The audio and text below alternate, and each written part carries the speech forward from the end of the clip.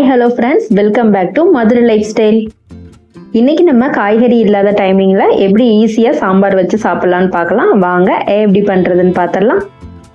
சாம்பார் செய்கிறதுக்கு 200 கிராம் துவரம் பருப்பு எடுத்துக்கலாம். நீங்கள் உங்களுக்கு வேணுன்ற அளவு எடுத்து கழுவி சேர்த்துக்கோங்க.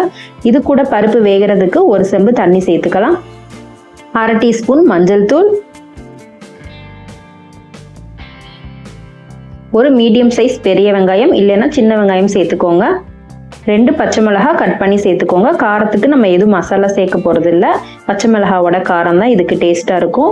3 மீடியம் சைஸ் தக்காளி கட் பண்ணி சேர்த்துட்டு பருப்பு வேகிறதுக்கு கொஞ்சமாக எண்ணெயும் மேலே சேர்த்துட்டு 4-5 பல் பூண்டு சேர்த்துட்டு குக்கரில் விசில் வச்சு எடுத்துக்கோங்க. வேக வச்சு நான் ஒரு 5 விசில் வச்சு பருப்பு வேக வச்சு எடுத்துக்கிட்டேன்.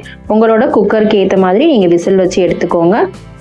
இதுக்கப்புறம் நம்ம பருப்பு மத்து உங்ககிட்ட இருந்ததுன்னா எடுத்து நல்லா மசிச்சு எடுத்துக்கோங்க. பருப்பை மசிச்சு எடுத்துட்டு தேவையான அளவு தண்ணி சேர்த்துக்கோங்க. இந்த குழம்பு தண்ணியாக இருந்தால் தான் சுவையாக இருக்கும். நெக்ஸ்ட்டு நம்ம பருப்பு தாளிச்சுக்கலாம். ஒரு கடாயில் தேவையான அளவு நல்லெண்ணெய் சேர்த்துட்டு கொஞ்சமாக கடுகு பொரிஞ்சதும் கொஞ்சமாக சீரகம், நெக்ஸ்ட்டு ஒரு 10 சின்ன வெங்காயத்தை கட் பண்ணி சேர்த்துக்கலாம். அதையும் நல்லா வதக்கி விட்டுக்கோங்க. இந்த சின்ன வெங்காயம் சாப்பாட்டோட சாப்பிடும்போது நல்ல ஒரு ஃப்ளேவராக இருக்கும். 2 வரமிளகாய் சேர்த்து வதக்கிக்கலாம்.